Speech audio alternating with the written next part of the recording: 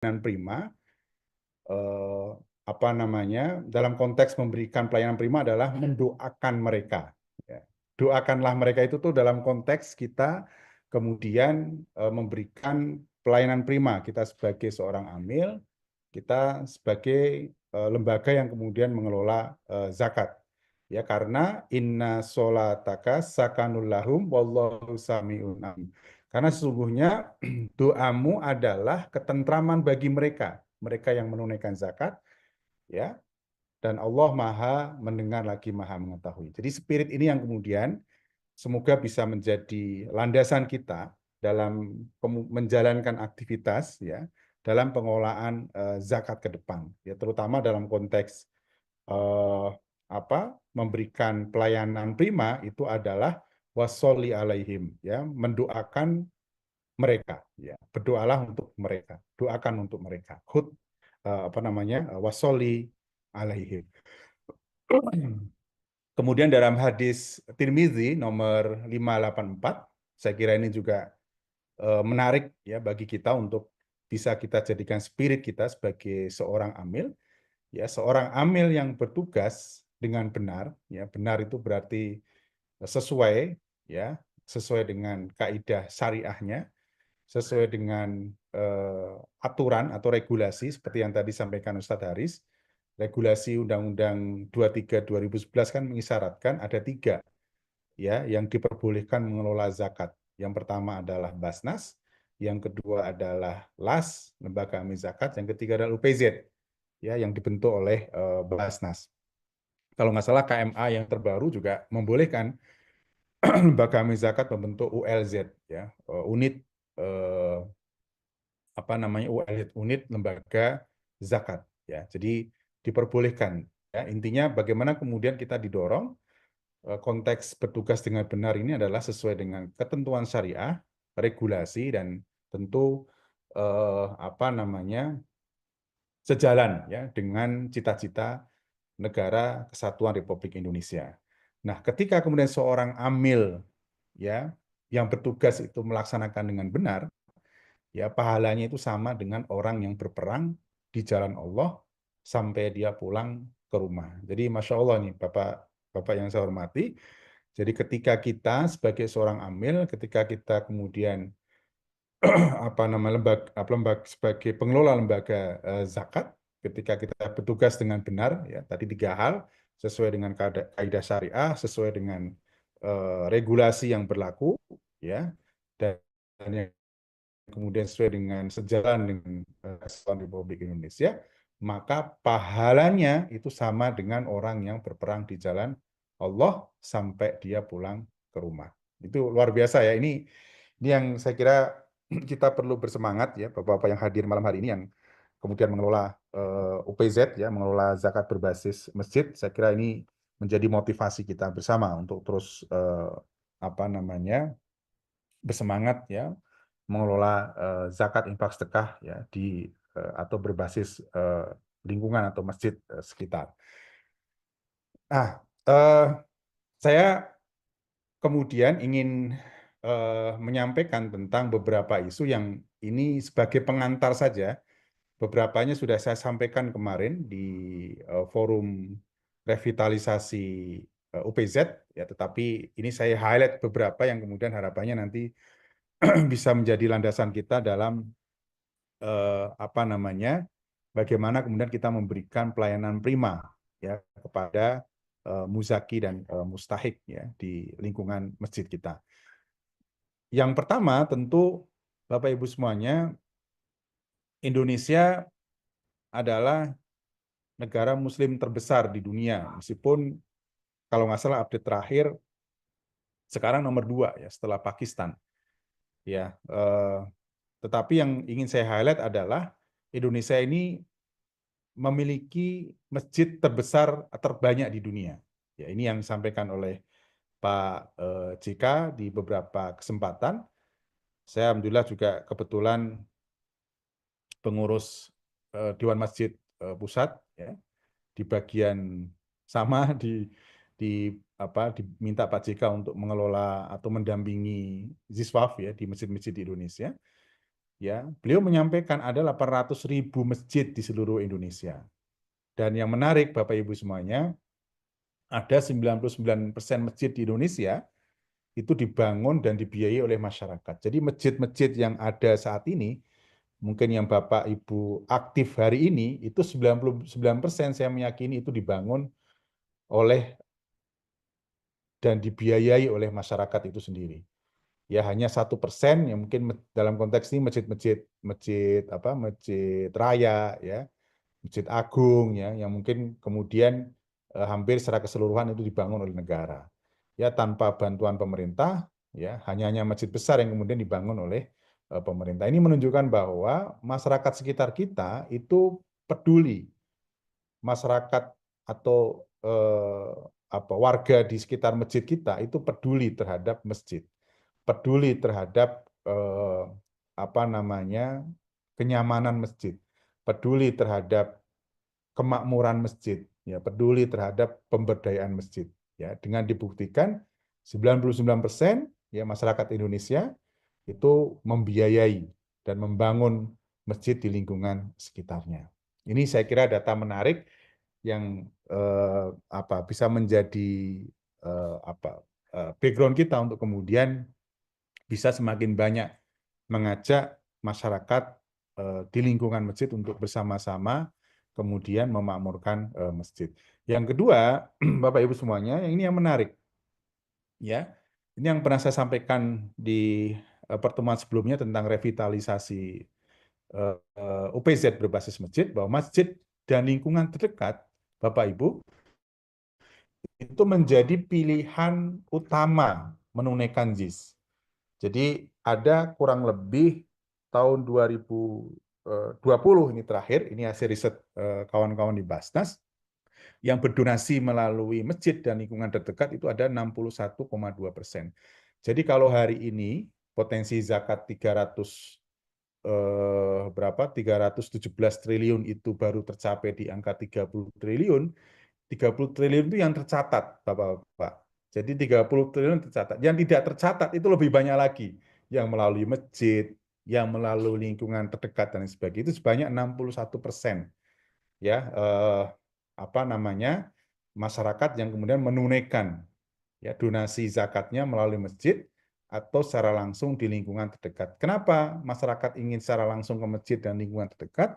Karena mereka ingin memberikan atau ingin melihat dan memberikan dampak ya secara langsung di sekitar kediamannya.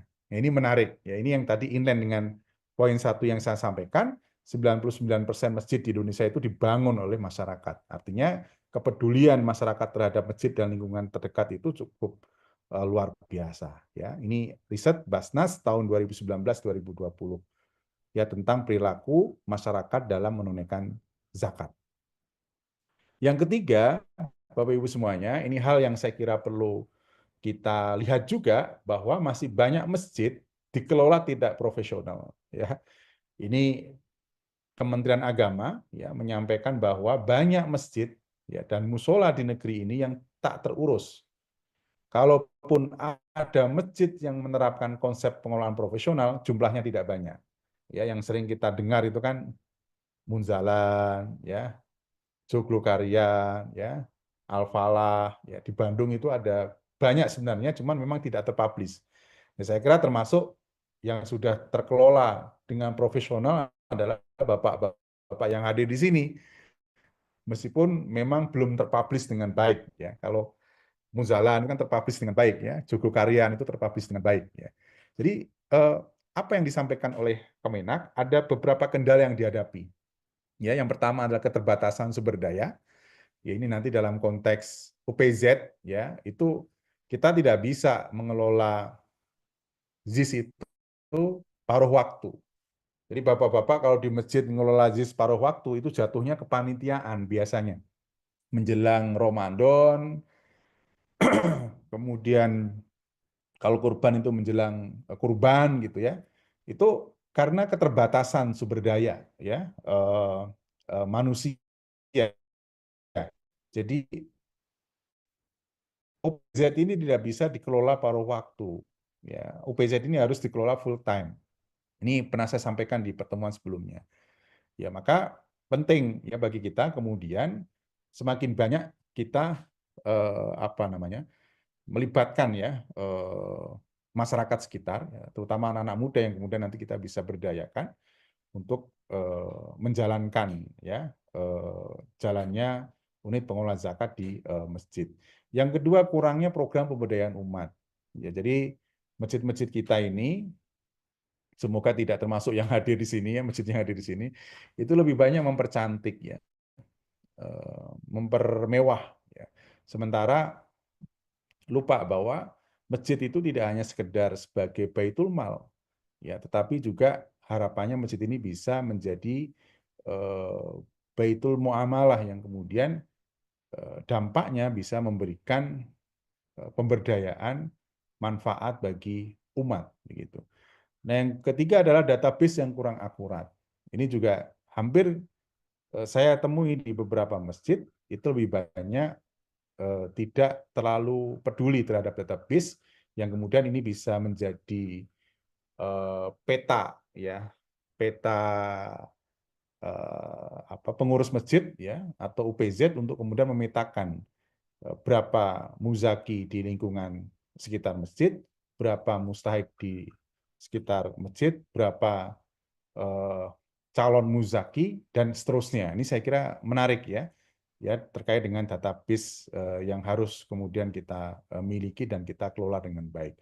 Belum adanya panduan pengurus masjid, ya, termasuk pelatihan pemberdayaan masjid. Nah, ini saya kira malam ini adalah bagian dari upaya kita dalam upayanya terus memprofesionalkan ya, pengelolaan kita dalam mengelola masjid ya, terutama dalam konteks malam ini adalah zakat berbasis masjid ya, yang kata Kementerian Agama ya kendalanya tadi saya sampaikan, keterbatasan sumber daya, kurangnya program pemberdayaan, database dan sebagainya. Nah, semoga malam ini bagian dari upaya kita untuk terus ya memperbaiki, memprofesionalkan kita dalam mengelola masjid.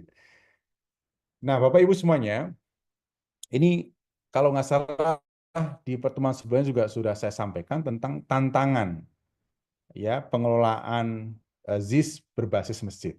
Ya, ini yang mungkin nanti saya highlight satu ya terkait dengan pelayanan prima. Yang pertama, ini saya kira penting dan ini banyak saya temui ya, yaitu adalah mindset dan dukungan DKM. Jadi kita kalau mengelola masjid ya mindsetnya hanya sebagai baitul mal saja, baitullah saja, oh itu selesai. Jadi bisa dipastikan masjid jalan di tempat. Jalan di tempat itu maksudnya ya hanya sebatas tempat ibadah saja ya. Tetapi mindset kita dalam mengolah masjid adalah tidak hanya sekedar baitullah. Bagaimana masjid kemudian bisa menjadi baitul Quran, kemudian masjid bisa menjadi baitul zakat ya, baitul mal, dan kemudian bagaimana masjid bisa menjadi baitul muamalah yang kemudian berdampak terhadap kebermanfaatan dan pemberdayaan umat berbasis masjid. Nah, selain mindset, ada tantangan berikutnya, yaitu dukungan. Jadi biasanya kalau mindsetnya udah benar di beberapa orang pengurus, itu ada dukungan. Ini yang saya kira memang penting. Jadi sebelum kita mengelola zakat berbasis masjid, ini harus selesai dulu bab 1. Ya, mindset dan dukungan DKM. Nah, semoga yang hadir hari ini selesai dengan ini. Mindsetnya sudah clear, dukungannya udah penuh, begitu ya. Kira-kira begitu. Jadi kalau jalan itu ngegas gitu ya, tidak maju mundur gitu. Kadang kita ngegas itu kadang ada yang gendoli gitu kalau bahasa Jawa ya. Ada yang berat-berat ini. Itu yang terjadi beberapa saya lihat karena di bab mindset dan dukungan tidak clear. Gitu. Itu yang pertama. Yang kedua adalah trust, kepercayaan. Ya, ini penting Bapak Ibu semuanya, dan rata-rata ketika sudah berhubungan dengan uang ya, ini yang saya temui di beberapa masjid, itu pasti pecah itu. Pecah itu maksudnya ada ketidakpercayaan satu dengan yang lain, kemudian ada kelompok-kelompok lain yang kemudian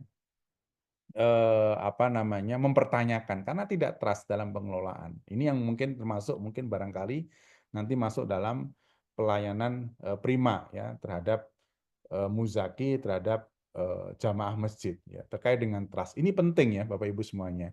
Ya trust itu sederhananya itu bisa dilihat siapa nanti yang duduk di di kepengurusan DKM. Orang-orangnya kita kenal atau tidak. Ya, kadang itu kan yang penting masuk ke pengurusan DKM gitu ya. Jarang ke masjid dimasukin ke DKM. Orang yang nggak ngerti dimasukin ke DKM. Itu salah satu pemicu trust. Yang kedua terkait dengan eh, laporan biasanya, laporan keuangan itu yang jadi pemicu ya.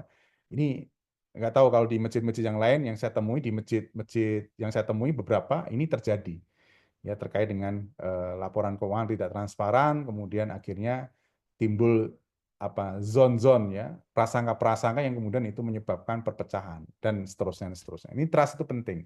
Jadi ketika mindset dan dukungannya udah clear, ya trust ini menjadi PR yang kedua. Ini harus terus kita tumbuhkan. Apalagi kita ini ngelola uang loh ya, Bapak Ibu semuanya. Di masjid kan kita tidak hanya ngelola menyiapkan orang untuk beribadah, tetapi di situ ada uang yang kita kelola, gitu ya. Nah, yang ketiga itu literasi, ya, pemahaman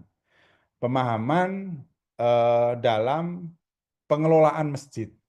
Ya, ini makanya tadi salah satu Kementerian Agama meng-highlight salah satu pelatihan pengelolaan masjid secara profesional kan tadi dalam problem yang disampaikan oleh Kementerian Agama.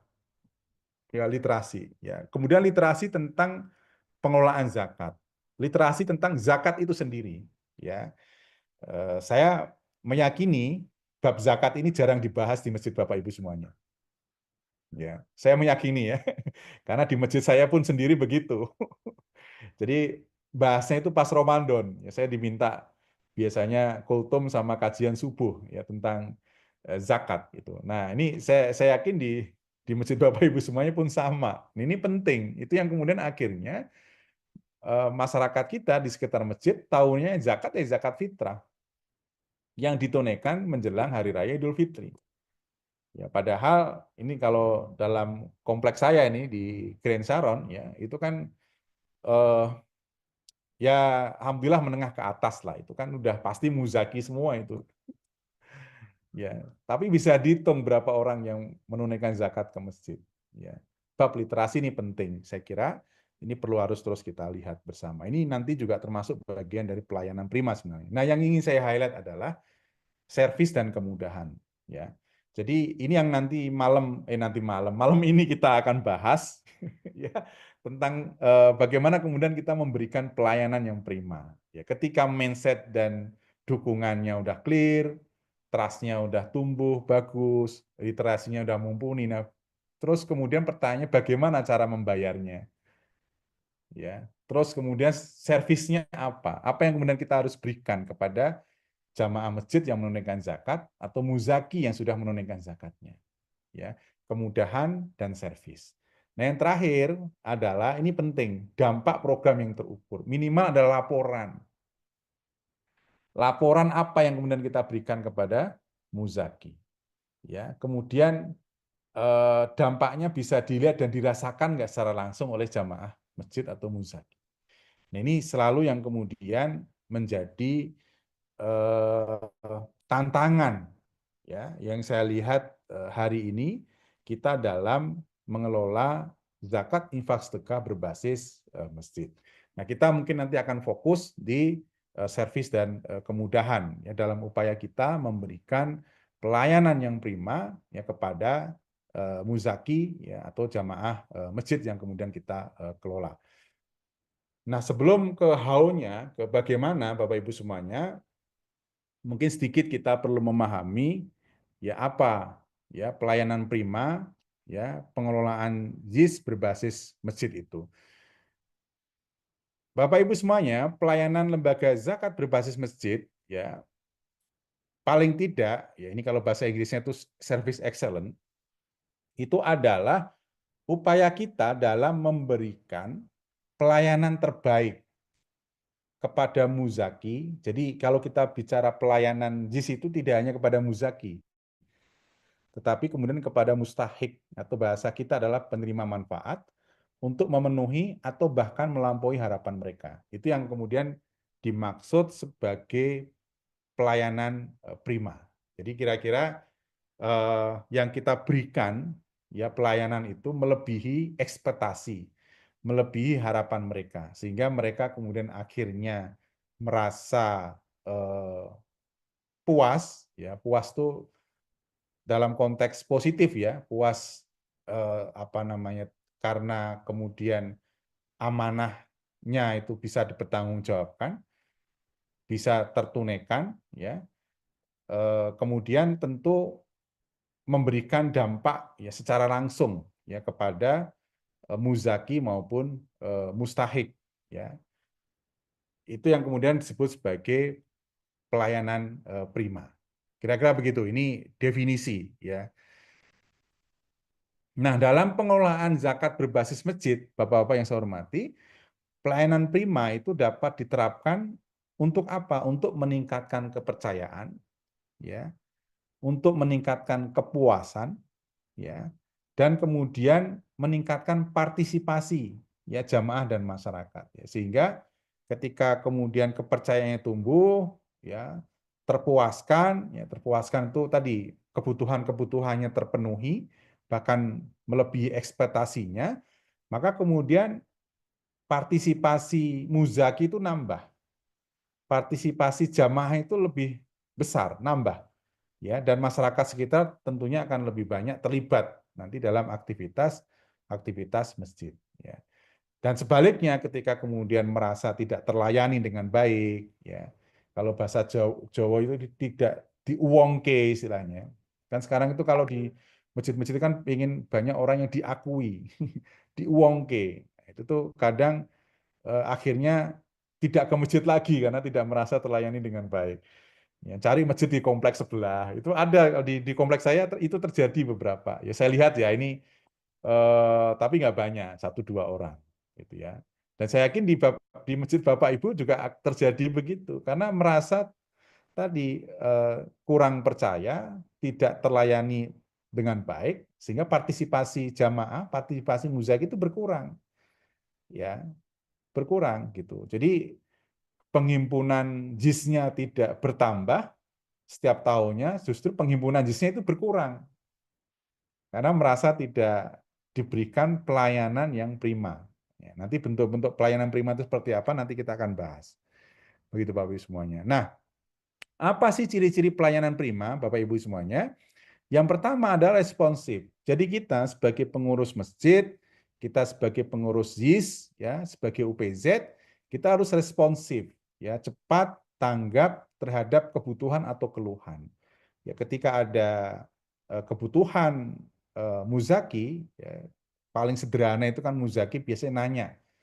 Kalau saya konsultasi biasanya, ya, saya biasanya kalau setelah ngisi kajian zakat itu banyak yang datang itu setelah kajian pengennya private, ya, takut ketahuan kekayaannya gitu. Jadi biasanya begitu langsung Pak, mohon izin nanti setelah acara saya pengen konsultasi. Yaitu bagian dari responsif kita sebagai pengelola UPZ untuk memberikan konsultasi, ya, berapa zakat yang harus dikeluarkan. Ya, termasuk keluhan-keluhan, ya kita harus respon, ya kita perbaiki apa yang kemudian menjadi keluhan muzaki kita atau jamaah masjid kita. Ramah, ya harus ramah memberikan layanan dengan sikap yang baik, sopan dan menghormati. Ya, ya terkadang ini karena dianggapnya sudah tetangga, ya apa namanya, udah sering ketemu di masjid, ya, tetapi dalam konteks pelayanan prima, kita sebagai pengelola zakat, kita harus ramah, ya memberikan layanan dan sikap yang baik, ya lebih sopan, ya dan menghormati, ya muzaki atau jamaah masjid yang kemudian ingin menunaikan zakatnya. Yang ketiga adalah profesional. Jadi kita sebagai pengelola zakat harus memiliki kompetensi dan memberikan layanan sesuai dengan standar. Nah, ini memang nanti kita akan bicara tentang skill ya, bagaimana kita melayani. Nah, ini harusnya sih mungkin nanti ada pendalaman begitu terkait dengan eh, layanan yang sesuai dengan standar. Kalau dulu rumah zakat, amil-amilnya itu di apa? Disekolahkan di Anhai, Anhai Anhai Bandung, Anhai Hotel. Jadi standarnya itu standar hotel. Bagaimana kemudian kita menyapa, menerima tamu, ya dan lain sebagainya. Ini kebetulan ada Muzaki dari Anhai. Nah, kita beberapa amil kita kirim ke sana dan gratis alhamdulillah karena ada Muzaki yang kemudian memberikan akses ke sana gitu ya. Nah, ini meskipun sebenarnya banyak yang bisa kita pelajari dari bagaimana kemudian kita melayani sesuai dengan standar, tetapi perlu terus kita perbaiki ya secara profesional. Yang keempat adalah akuntabel. Ya, akuntabel ini adalah layanan yang transparan, jelas, dan dapat dipercaya. Jadi tidak ada yang tutup-tutupi ya, harus terbuka, harus jelas ya, harus jelas dan dapat dipercaya. Yang kelima adalah proaktif. Bagaimana kemudian kita mengantisipasi ya terhadap kebutuhan atau masalah yang akan datang, termasuk eh, apa namanya proaktif itu misal kalau muzaki sudah zakat ya kemudian belum mendapatkan apa istilahnya bukti store zakat ya kita harus segera siapkan dan kalau terlupa kita harus antar ke rumah. Nah, kalau ada donatur yang kemudian ingin dijemput zakatnya ya kita harus proaktif untuk kemudian mengambil memberikan layanan jemput zakat. Nah, ini saya kira ciri-ciri pelayanan prima yang kemudian nanti bisa diterapkan ya di pengelolaan zakat berbasis masjid. Nah, ini saya kira penting ada satu riset ya, Bapak Ibu yang saya hormati, ini bisa dalam konteks pelanggan, bisa dalam konteks muzaki ya, muzaki jamaah masjid begitu. Ini ada satu riset yang menurut saya menarik. Hasil surveinya adalah yang pertama 1%. Kenapa kemudian pelanggan itu pergi? Ya, muzaki itu tidak berdonasi, ya karena meninggal dunia, bisa dipastikan. Yang ketiga, yang kedua 3%-nya adalah pindah rumah, 5%-nya bujukan pesaing. Ya, pesaing itu bisa jadi mungkin ada lembaga lain yang kemudian menawarkan lebih baik lagi programnya. Ya, 14% tidak puas dengan program atau layanan kita. 68% sikap pelayanan yang tidak baik atau mengecewakan dari kita. Jadi lebih banyak pelanggan ya atau muzaki dalam konteks ini ya itu lebih banyak akhirnya tidak menunaikan zakatnya itu karena sikap pelayanan yang tidak baik ya atau mengecewakan. Nah, ini saya kira menjadi insight ya bagi kita bagaimana kita bisa memberikan pelayanan yang prima. Nah, ada riset lagi yang kemudian menguatkan, ya, hanya 4% pelanggan yang tidak puas itu mengemukakan keluhannya. Ya, jadi ada 4% yang tidak puas, dia kemudian menyampaikan langsung. Ini bisa kita kelola sebenarnya. Nah, yang tidak bisa kita kelolakan yang 96% ini, dia pergi diam-diam, tidak kembali lagi. Jadi dia punya keluhan, dia punya kekecewaan, tapi tidak disampaikan. Ini yang biasanya agak susah. Ya, kita mau memperbaikinya seperti apa. Nah, ini yang kemudian akhirnya dia tidak kembali lagi. Yang kedua, pelanggan tidak puas ya, akan mengatakan kepada 8 sampai 10 orang. 20%-nya mengatakan kepada 20 orang. Ini yang saya kira eh, apa namanya perlu kita antisipasi. Orang yang kemudian akhirnya kecewa dengan kita, ya dia akan ngomong ke yang lain. Ya, ini yang repot. Dia akan mempengaruhi kurang lebih 20 orang yang lain supaya nggak usah ke situ. Ya, di situ pelayanan tidak baik, di situ tidak transparan, di situ pengurusnya begini, begini, begitu. Itu yang kemudian akhirnya mempengaruhi yang lain. Nah, yang ketiga, dibutuhkan 12 perlakuan positif untuk memperbaiki satu perlakuan yang tidak memuaskan. Jadi dibutuhkan 12 improvement, ya, perbaikan yang positif untuk memperbaiki satu perlakuan yang tidak memuaskan. Jadi ini dua riset ini saya kira cukup menarik untuk kemudian bisa kita jadikan review bagi kita, ya. Mungkin selama ini kita dalam mengelola, dan ke depan tentunya menjadi pembelajaran kita, menjadi insight bagi kita, bagaimana kemudian kita memberikan, ya, pelayanan yang prima, ya, bagi muzaki, ya, bagi jamaah masjid atau zakat berbasis masjid. Nah, ini saya kira nanti Bapak Ibu, karena nanti dapat file yang nanti bisa dibaca, ya, pelayanan prima itu konteksnya 3 hal ini. Ya, pelayanan yang baik memberikan muzaki sedikit, ya, lebih sedikit dari yang diharapkan. Luar biasa itu bukan tersenyum kepada muzaki, tetapi muzaki itu tersenyum kepada kita. Dan pelayanan prima adalah dapat memberikan pelayanan yang baik kepada muzaki dengan sepenuh hati. Ya, ini yang saya kira memang perlu terus diimprove, terus dilatih, ya, supaya kemudian kita mampu memberikan pelayanan yang baik, yang prima kepada apa namanya, muzaki atau jamaah masjid kita. Nah, yang selanjutnya adalah yang ke ini yang saya sampaikan haunya, bagaimana kemudian kita bagaimana cara kita kemudian memberikan pelayanan prima, ya, dalam konteks pengelolaan JIS berbasis masjid. Ini yang mungkin nanti kita lebih banyak how-nya, bagaimana begitu. Nah, ini ada satu model, ya, bisnis canvas yang kemudian nanti akan memudahkan kita, ya, bagaimana kemudian kita bisa mulai mengaktifasi, ya, atau mulai merevitalisasi UPZ. Cuman saya di sini lebih banyak bicara tentang apa namanya, lebih fokus ke service excellence-nya, ya, lebih fokus kepada pelayanan primanya. Tetapi paling tidak nanti saya gambarkan di beberapa poin yang ini menjadi background kita untuk bisa mengaktifasi lebih cepat OPZ kita, ya. Yang pertama itu bicara tentang segmen, ya. Siapa segmen kita, siapa muzaki kita, siapa donatur kita. Itu yang kenapa tadi saya sampaikan database itu penting.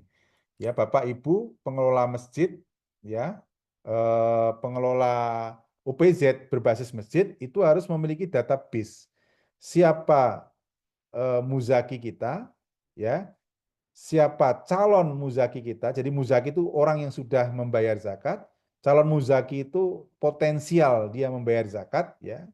Bapak Ibu pasti lebih mengenal, ya, lingkungannya masing-masing, ya. Kemudian siapa yang kemudian mustahiknya, ya, siapa yang kemudian yang berhak menerima zakat. Jadi minimal 3 database ini yang kemudian bisa kita kelola. Ya, mungkin nanti bisa dikembangkan, ya. Siapa yang kemudian calon muzaki tetapi belum ke masjid, misal. Siapa yang kemudian sudah ke masjid tetapi belum menjadi muzaki. Itu nanti bisa dikembangkan, ya, Bapak Ibu semuanya dalam memulai, ya, mengelola zakat berbasis masjid. Yang kedua, baru kemudian kita bicara tentang, kalau bahasa model bisnis canvas-nya ini adalah value proposition-nya, atau bahasa saya sederhananya adalah program apa yang kita tawarkan. Jadi program-program masjid apa yang mau kita tawarkan kepada segmentasi kita ini, kepada muzaki kita ini, kepada calon muzaki kita. Ya, apa program-program kita tawarkan? Ya pasti apa namanya? Yang utama adalah zakat infak sedekah. Tetapi kan perlu kita sampaikan, zakat infak sedekah ini buat apa? Ya, dalam bentuk apa? Ya misalkan apa namanya? Program tahfidz misalkan. Ya, itu program, ya. Misalkan kemudian program pemberdayaan ekonomi sekitar masjid misal. Itu program. Program makan gratis setiap hari Jumat itu program. Itu yang kemudian nanti kita bisa tawarkan, kita bisa sampaikan, ya, ini kepada segmentasi kita, muzaki, donatur dan lain sebagainya. Nah, baru yang kemudian yang ketiga kita bicara channel, ya. Muzaki kita jamaah masjid kita itu bayar melalui apa? Ya, mereka donasi melalui apa? Bapak-bapak yang saya hormati.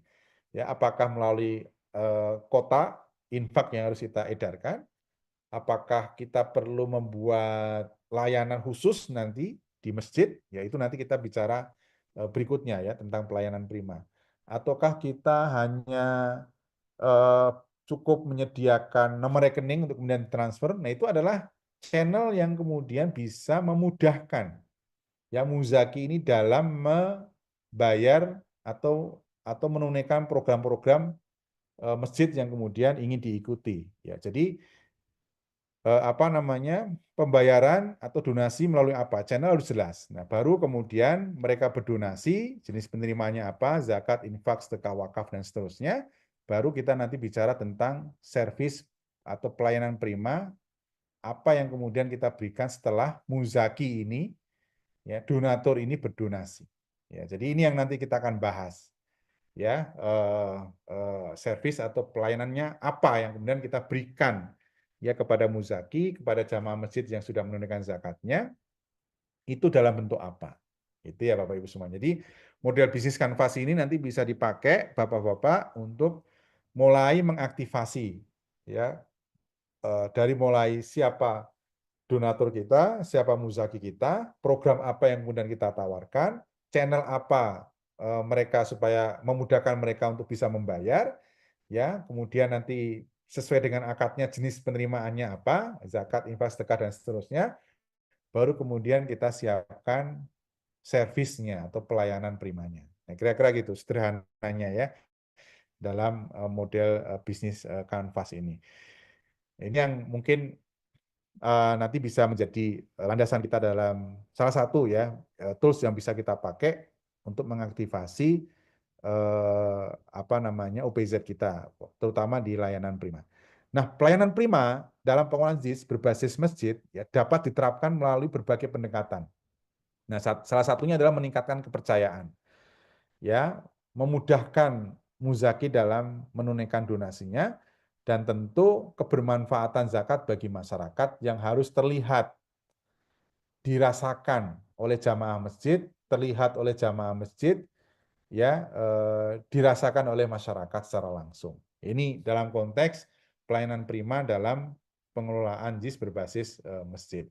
Nah, yang pertama, Bapak Ibu semuanya, seperti yang tadi saya sampaikan di surat At-Taubah 103, ya, wassoli alaihim, ya. Jadi yang pertama pelayanan prima itu ya kita mendoakan muzaki, ya.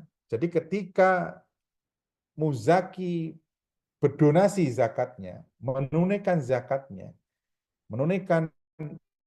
zakatnya atau wakafnya, infak sedekahnya, maka yang pertama yang kita lakukan sebagai pelayanan prima kita sebagai pengelola zakat berbasis masjid adalah mendoakan muzaki itu.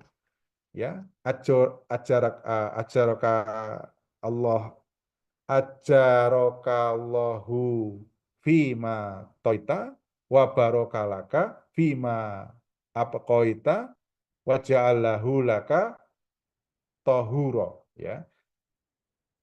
Mudah-mudahan Allah memberikan pahala atas apa yang engkau berikan, memberikan eh, barokah atau berkah atas apa yang masih ada di tanganmu, dan menjadikannya sebagai pembersih bagimu. Ya, itu pelayanan prima seperti yang tadi saya sampaikan ayat di awal, spirit zakat yang mendoakan muzaki, itu pelayanan prima. Yang kedua, Bapak Ibu semuanya, tentu doa tidak cukup. Ya, kita perlu memberikan fasilitas layanan yang nyaman, Bapak Ibu semuanya. Jadi perlu saya sarankan ya ada one stop service zakat. Membuat loket atau counter khusus di masjid untuk melayani berbagai kebutuhan zakat. Tadi ada orang-orang yang ingin private, ya, ingin konsultasi, ya, kemudian ingin membayar, ya, kemudian ingin melaporkan secara langsung. Jadi mungkin masjid Bapak Ibu perlu disiapkan, ya, supaya tidak terkesan kepanitiaan, ya, menjelang hari raya Idul Fitri saja di Ramadan, perlu menyiapkan one stop service zakat, membuat loket atau counter khusus di masjid untuk melayani berbagai kebutuhan zakat, baik konsultasi, pembayaran maupun pelaporan. Yang kedua, jam operasionalnya fleksibel, ya, karena sifatnya tidak part time, ya, karena sifatnya adalah full time, harusnya sih jam 8 ya sampai jam 5 ya. Ini tergantung dalam apa mungkin masing-masing masjid kan situasi dan kondisinya berbeda. Makanya bahasa saya di sini fleksibel. Ya, kalau full time-nya kita sebagai seorang amil itu jam 8 sampai jam 5. Jam 8 buka, jam 5 tutup gitu. Tapi untuk apa namanya? Masjid-masjid terkait dan Bapak Ibu pasti di setiap masjidnya berbeda, ya, kompleksnya berbeda, ada kompleks yang semuanya pekerja, adanya cuman jam-jam maghrib sampai isya, yaitu barangkali yang perlu disesuaikan. Jadi menyesuaikan waktu pelayanan zakat dengan kebutuhan jamaah. Ya, termasuk pelayanan malam hari selama bulan Ramadan. Biasanya setelah taraweh itu banyak kemudian jamaah itu menunaikan zakatnya begitu. Nah, yang berikutnya ruang khusus pelayanan zakat yang menyediakan ruang nyaman dengan staf terlatih untuk melayani muzaki. Ya, staf untuk OPZ itu minimal 3. Satu di bagian fundraising atau penghimpunan dana, satu di bagian pengelolaan dana, yang ketiga di bagian pendistribusian. Nah, ini apa namanya harus ada gitu. Kalau nggak ada, kalau dirangkap dengan pengurus, pengurusnya tidak full time, ini biasanya agak kurang bisa jalan gitu ya. Nah, saya lihat di beberapa masjid yang kemudian dia bagus secara pengelolaan OPZ-nya itu karena full time. Ya, jadi ini saya kira perlu ya. Yang pertama doa tadi saya sampaikan, yang kedua fasilitas layanan yang nyaman perlu kita siapkan. Yang ketiga, Bapak Ibu semuanya, mungkin mohon maaf sebelum yang ketiga ini salah satu contoh ya. Bagaimana kemudian kita memberikan fasilitas yang nyaman ya bagi muzaki. Ya. Ada ruang khusus, ada counter khusus ya di masjid yang kita siapkan untuk melayani muzaki. Sehingga private ya apa namanya merasa terlayani dengan baik ya, merasa nyaman dia ya, yang kemudian dia nanti tidak sekali bayar, mungkin nanti bulan depan berikutnya dan seterusnya. Ini bagian dari fasilitas layanan yang nyaman. Nah, termasuk kemudian edukasi dan sosialisasi ZIS itu adalah bagian dari kita memberikan fasilitas yang nyaman. Nyaman itu maksudnya lebih kepada pemahaman. Bagaimana kemudian kita menyiapkan atau mensajikan kajian-kajian rutin ya tentang ZIS, ya. Mengadakan pengajian yang membahas tentang zakat, manfaatnya, cara penghitungannya, ya, implementasi syariahnya, ya, dan seterusnya. Kemudian kita menyiapkan ruang-ruang media informasi ya, kan biasanya masjid itu kan ada papan informasi, mungkin sekarang lebih ke layar digital ya, memberikan informasi zakat, flyer ya, buku panduan, video-video pendek itu kan menarik ya. Misal video pendek tentang menjelaskan tentang zakat fitrah, menjelaskan tentang zakat emas, mungkin yang sekarang di akhir tahun menjelaskan tentang zakat akhir tahun, ya, dan seterusnya. Itu video-video pendek itu yang kemudian bisa disebar di grup warga, bisa disebar di grup grup jamaah masjid, bisa disebarkan di sosial media masjid kita. Nah, yang terakhir perlu ada semacam kayak kampanye, ya, gerakan bersama, ya, gerakan wakaf, gerakan zakat, gerakan infak untuk misalkan gerakan infak untuk Palestina, ya, ini kalau di Masjid Green Saron itu sekarang ada kota infak, itu bagian dari gerakan infak untuk Palestina. Itu perlu kita terus terus sampaikan bagian dari memberikan kenyamanan ya kepada jamaah masjid muzaki untuk kemudian bisa mengakses lebih mudah pemahaman, literasi, edukasi, sosialisasi JIS yang kemudian disiapkan oleh pengurus masjid. Nah, yang ketiga, Bapak Ibu semuanya, yang pertama tadi kita mendoakan ya. Yang kedua, kita perlu menyiapkan ruang khusus layanan yang nyaman. Yang ketiga, kita memudahkan pembayarannya. Ya, ini bagian dari layanan prima, Bapak Ibu semuanya. Kita mudahkan pembayarannya, ya. Jangan kita persulit, ya. Kalau dipersulit nanti ke masjid sebelah, gitu. Kalau tidak ke masjid kita. Jadi kita perlu siapkan kantor layanan seperti tadi yang saya sampaikan poin 2. Yang kedua, layanan konsultasi, ya, dan jemput zakat, ya. Ini penting ya. Jadi ketika ada warga, ada jamaah yang ingin minta dijemput zakatnya, kita jemput, ya. Kemudian yang ketiga adalah digitalisasi pembayaran ZIS. Ya, sekarang ada QR, ada e-wallet, ada bank, ada rekening bank, ya. Ada QR. Kemarin terakhir kalau nggak salah di rootnya BSI, Pak siapa namanya? Aduh lupa saya. Di rootnya BSI menyampaikan ya bahwa kenceng masjid yang pakai QR-nya BSI itu beliau menyampaikan terkumpul kurang lebih 6, sekian triliun. Itu yang melalui canceling aja yang ada QR-nya BSI itu 6, sekian 6,3 triliun. Ya, itu bagian dari digitalisasi pembayaran zakat. Ya, mungkin kalau pengen expand lagi memudahkan pakai mobile aplikasi. Ya, sekarang kan pengolahan IPL, ya, pengelolaan lingkungan kan sudah pakai aplikasi. Nah, kenapa tidak kemudian pengelolaan JIS berbasis masjid pakai aplikasi? Ini menurut saya menarik yang bisa kita siapkan, kita gulirkan untuk memberikan kemudahan pembayaran bagi jamaah masjid. Nah, ini contoh-contoh misal Rumah Zakat punya aplikasi infak.id. Jadi infak.id ini kita ingin memudahkan. Jadi warga, ya, jamaah masjid tidak perlu harus memasukkan ke dalam kenceleng, ya, kotak infak, ya, tetapi cukup dengan membuka aplikasi, ya, infak.id. Infaknya bisa sebelum subuh atau setelah sholat tahajud, karena sebelum subuh itu kan malaikat mendoakan. Bagi orang yang berinfak didoakan yang baik, bagi orang-orang yang tidak berinfak didoakan tidak baik, kira-kira begitulah. Hadisnya kan ada ya, infak sebelum subuh. Jadi tinggal buka aplikasi, mau berapapun, mau 1.000, mau 100.000, mau 1 juta, mau pakai apapun, mau pakai bank, mau pakai e-wallet, dan sebagainya itu tersedia semua. Ya, tersedia semua. Nah, termasuk kemudian kalau memungkinkan kita siapkan web, ya, ya web masjid kalau ada ya. Kalau nggak ada mungkin cukup dengan aplikasi sederhana. Ya, siapkan kalkulator zakat. Jadi jamaah masjid tidak perlu harus ke masjid untuk konsultasi. Cukup memasukkan berapa penghasilannya dan berapa kemudian nanti zakatnya. Ya, termasuk konfirmasi donasi. Ketika sudah berdonasi, dia konfirmasi biar jelas akadnya. Nanti kalau akadnya nggak jelas kan nanti menyulitkan kita dalam mengelola dananya. Ya, kalau zakat kan harus 8 asnaf.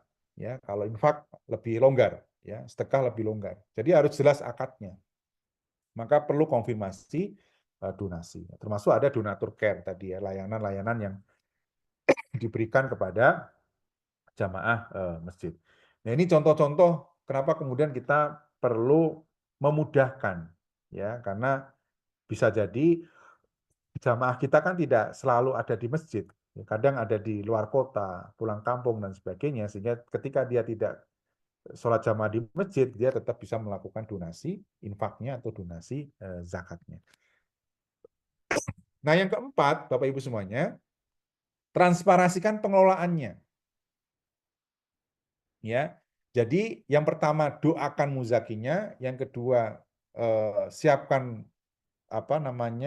fasilitas yang nyaman, yang ketiga mudahkan donasinya, yang keempat transparansikan pengelolaannya. Jadi pengelolaannya harus transparan, itu bagian dari pelayanan prima. Laporkan keuangan secara berkala. Jadi kita perlu menyusun dan mempublikasikan laporan pengumpulan dan distribusi zakat melalui media sosial yang dimiliki oleh masjid, melalui website yang dimiliki oleh masjid, atau minimal di papan pengumuman masjid. Ya sederhananya berapa penerimaan zakat, berapa kemudian disalurkan. Kalau Basnas, kalau kita mengikuti aturan Basnas itu berdasarkan asnaf. Asnaf fakir berapa, apa namanya, asnaf miskin berapa, asnaf amil kan pasti 12,5% ya, asnaf amil ya, asnaf visabilillah berapa, asnaf gorimin berapa, itu berdasarkan asnaf bahkan kalau laporan sesuai dengan standar Basnas. Ya, kalau masjid sederhananya ya berapa penerimaan zakatnya, infaknya berapa, sedekahnya berapa, wakafnya berapa penyalurannya. Ya biasanya untuk memudahkan itu dalam bentuk program. Misal untuk tahfidz berapa orang, makan gratis berapa orang, misal ya. Kemudian bantuan modal kepada mustahik di lingkungan masjid berapa orang dan seterusnya.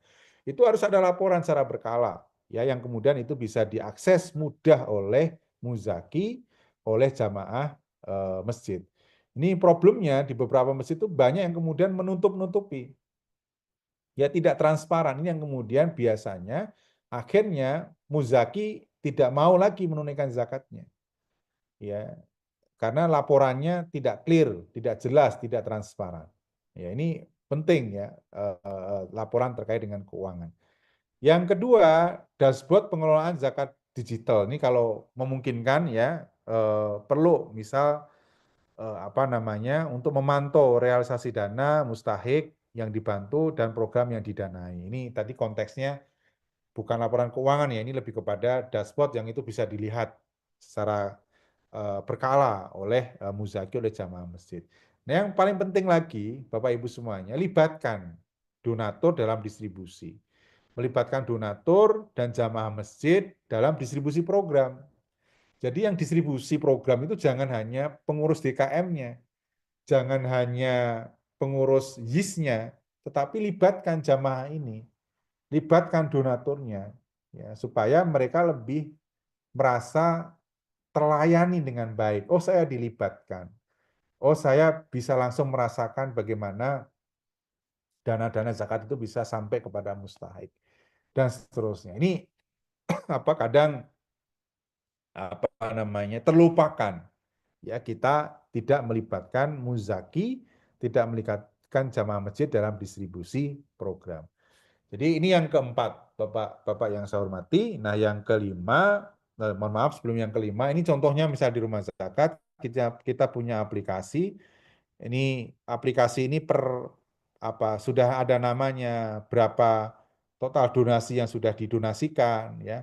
Kemudian ini peta sebaran penyalurannya kemana aja itu ada kalau di aplikasi, kita siapkan aplikasi. Mungkin kalau masjid nggak perlu sampai sejauh ini.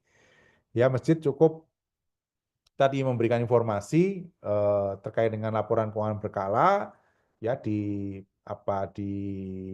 papan informasi yang tersedia ya, bisa nanti pakai grafik-grafik yang itu bisa di-share di grup-grup di sosial media ya, minimal merangkum berapa penerimaan, berapa yang disalurkan ya, programnya apa saja dan seterusnya. Ya minimal itu saya kira udah mendorong memberikan pelayanan yang prima bagi muzaki ya, dan kemudian menumbuhkan kepercayaan kepada UPZ yang kemudian kita kelola. Nah, yang kelima, Bapak Ibu semuanya, berdayakan mustahiknya. Ya, ini tadi menjawab isu tentang dampak yang terukur.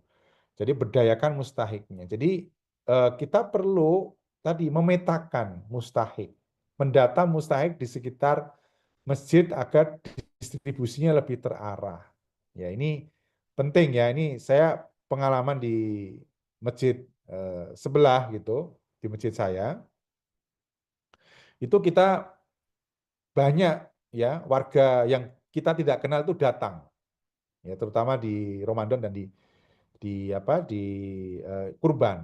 Nah, itu yang kemudian kita perlu ketika kemudian kita memiliki data yang clear, saya kira kita bisa menjawab dengan elegan gitu. Kita sudah punya punya apa namanya punya data yang menjadi calon penerima zakat, menjadi calon penerima daging kurban. Ya kalau di luar masuk ya itu perlu nanti apa namanya ya narasi-narasi yang itu bisa difahami oleh mereka lah ya. Kadang karena orang-orang yang datang itu ada beberapa yang diindikasikan itu kurang bagus gitu ya. Nah, yang kedua, memudahkan akses bantuan mustahik. Kita mudahkan, jangan dipersulit. Ya, tentu sesuai dengan data yang kita peroleh, ya. Sesuai dengan data yang kita peroleh. Yang ketiga adalah pendampingan mustahik. Ya, perlu ada pendampingan Bapak Ibu semuanya untuk memberikan keterampilan, konsultasi bisnis, ya, bagi mustahik-mustahik yang mendapatkan modal atau bantuan teknis kepada mustahik penerima ZIS. Nah, saya kira itu mungkin 5 hal pelayanan prima dalam konteks pengelolaan ZIS berbasis masjid, Bapak Ibu semuanya. Nah, yang perlu kemudian terus diperbaiki dalam pelayanan prima itu adalah satu tentang pemahaman, ya pemahaman tentang zakat, pemahaman tentang infak, pemahaman tentang sedekah, tentang wakaf, sehingga kita bisa memberikan layanan yang dibutuhkan oleh muzaki kita. Ya, jangan sampai kemudian kita ditanya zakat, kita tidak ngerti. Kita ditanya tentang infak, kita tidak ngerti. Knowledge, pemahaman, pengetahuan. Ini kenapa kemudian pentingnya seorang yang kemudian nanti akan melayani sebagai bertugas melayani ZIS itu harus paham ya tentang ZIS lah minimal ya kalau mau tambah tentang wakaf ya sehingga kita bisa memberikan pelayanan yang prima. Yang kedua skill. Skill itu ya kayak misal tadi responsif ya, kemudian apa namanya eh, proaktif, itu tuh skill-skill yang perlu kita tumbuhkan ya dalam upaya kita memberikan pelayanan prima. Dan attitude, sikap ya, ramah, sopan ya, dan seterusnya seterusnya. Ini yang harus terus dibangun ya Bapak Ibu semuanya dalam kita berupaya memberikan pelayanan prima dalam konteks pengelolaan zakat berbasis masjid. Nah, yang terakhir ya saya kira manfaatnya apa kita berupaya memberikan pelayanan prima terhadap muzaki kita. Yang pertama yang meningkatkan kepercayaan masyarakat terhadap lembaga zakat atau masjid. Ya, jadi kalau pelayanannya bagus, ya, pelayanannya prima, seperti 5 hal tadi yang saya sampaikan, ya masyarakat jadi trust, lebih percaya, ya donasi zakatnya naik, gitu ya. Kalau donasi zakatnya turun, itu pasti ada something, gitu.